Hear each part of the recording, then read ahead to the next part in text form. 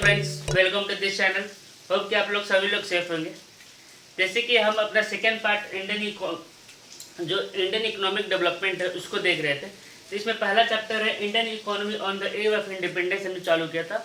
तो इसमें भी हमने एग्रीकल्चर सेक्टर देख लिया था कि कैसे ब्रिटिश राज के समय जो ब्रिटिश रूल था उस समय कैसे जो है एडवर्सली इम्पैक्ट पड़ा एग्रीकल्चर को।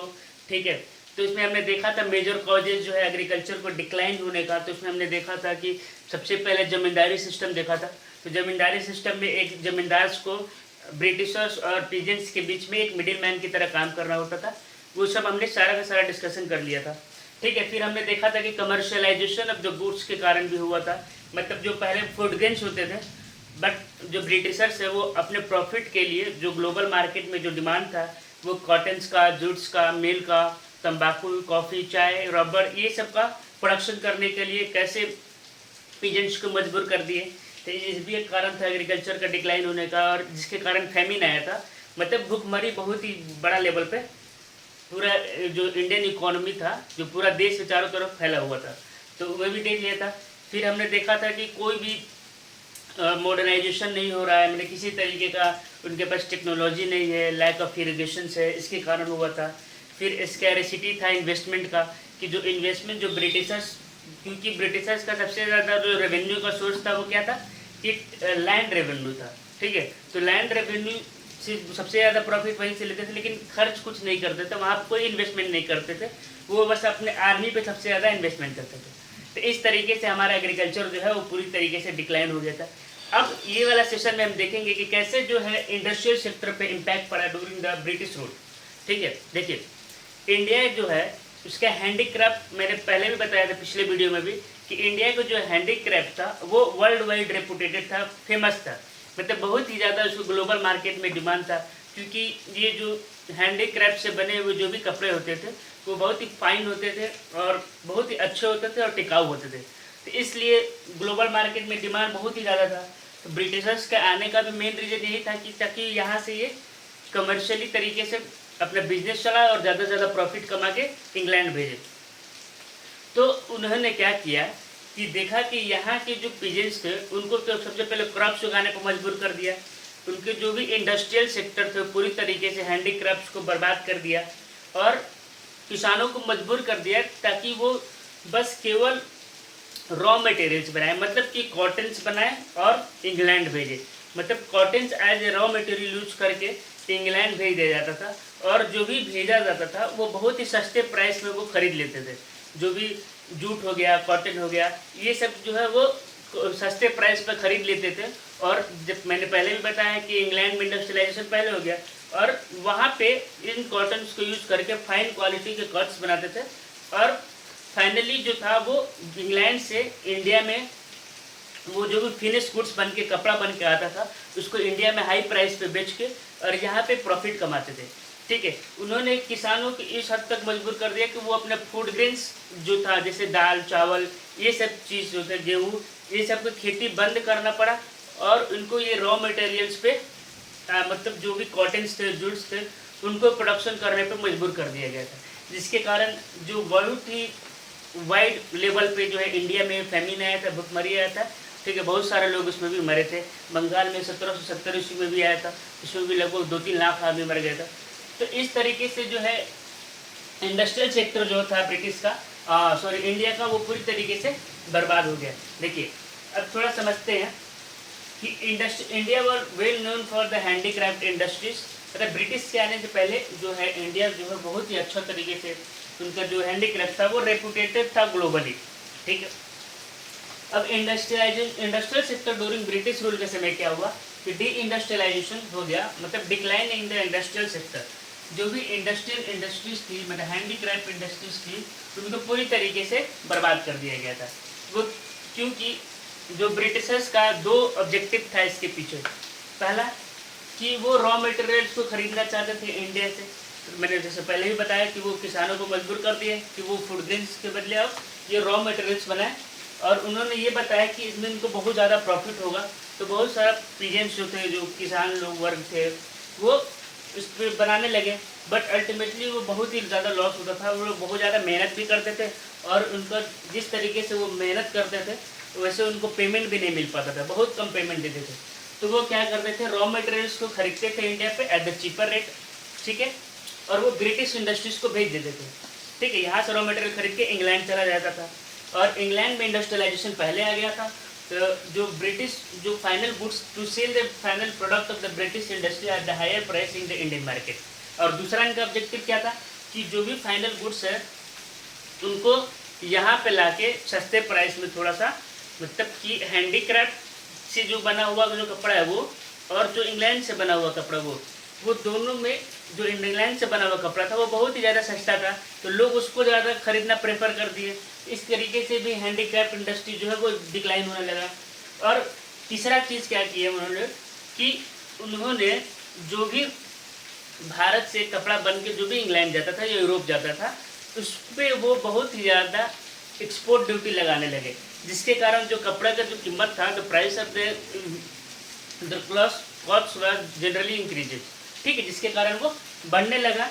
और वो क्या करते थे, जो भी रॉ मटेरियल्स था, रॉ मटेरियल्स अगर इंडिया से ब्रिटिश सेल किया जा रहा है, बेचा दिया जा रहा है, तो इस पर जो एक्सपोर्ट था, एक्सपोर्ट ड्यूटी वो ना के बराबर था, फ्री था। और जो भी इम्पोर्ट था, इम्पोर्ट मतलब जो ब्रिटिश से सामान बन के इंडिया में आता था वो भी पूरी तरीके से टैक्स फ्री होता था, जिसके कारण सस्ता होता था।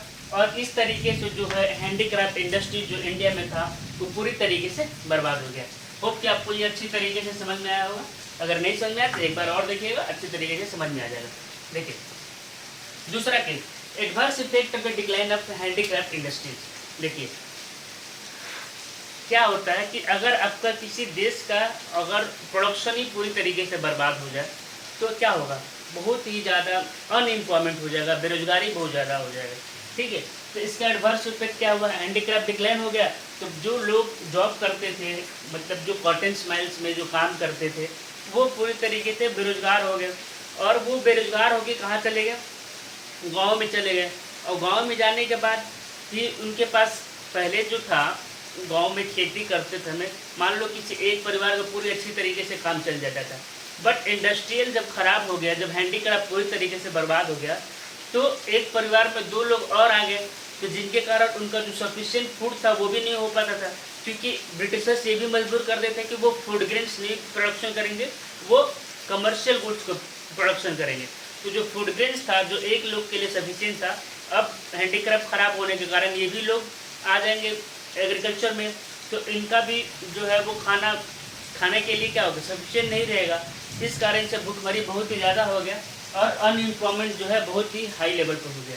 दूसरा, import of the finish goods. जो भी फिनिश गुड्स था, इंग्लैंड में जो गुड्स बना रहता था वो सस्ते होते थे क्योंकि वो मशीन के द्वारा बना हुआ था, ठीक है।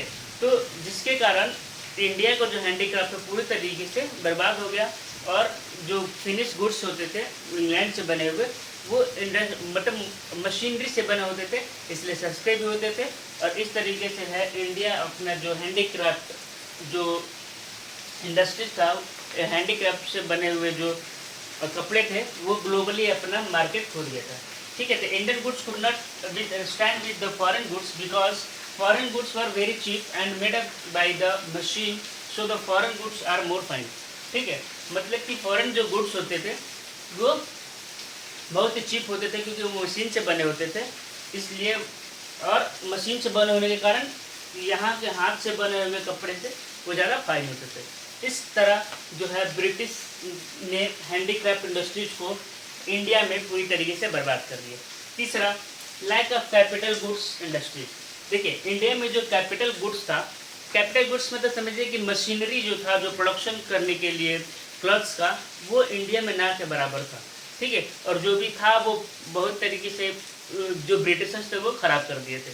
तो जो कैपिटल गुड्स का मतलब क्या हुआ कि मतलब जो मशीन होते थे जो प्रोडक्शन करने के लिए काम करते थे वो इंडिया में नहीं था, जिसके कारण इंडिया में इंडस्ट्रियलाइजेशन भी नहीं हो पाया फर्दर, और इस तरीके से हैंडीक्राफ्ट पूरी तरीके से बर्बाद हो गया। Britishers the capital goods industry are those industries which use machine tool for their production. Machine tool को यूज करते हैं किसके लिए, फॉर देयर प्रोडक्शन, मतलब प्रोडक्शन ऑफ द गुड्स के लिए। देखिए कैसे उस समय ब्रिटिशर्स ने क्या किया था कि no capital goods during the British rule for the promoting the industrial, जो कोई भी, मैंने जैसे अभी बताया कि कोई भी कैपिटल गुड्स नहीं थे इंडिया में ताकि वो इंडस्ट्रियलाइजेशन को प्रमोट करे। दूसरा, Britishers do not pay attention, जो ब्रिटिशर्स का सोल ऑब्जेक्टिव क्या था कि यहाँ से ज़्यादा प्रॉफिट कमा के इंग्लैंड भेजना, इनका सोल ऑब्जेक्टिव यही था। तो इन्होंने कभी भी इंडस्ट्रियल पे या इंडिया के इंडस्ट्रियलाइजेशन पे किसी भी तरीके का अटेंशन नहीं दिया, किसी भी तरीके का इन्वेस्टमेंट नहीं किया, जिसके कारण जो है अल्टीमेटली इम्पैक्ट क्या हुआ कि इंडस्ट्रीज जो था वो पूरी तरीके से गिर गया था। ठीक है।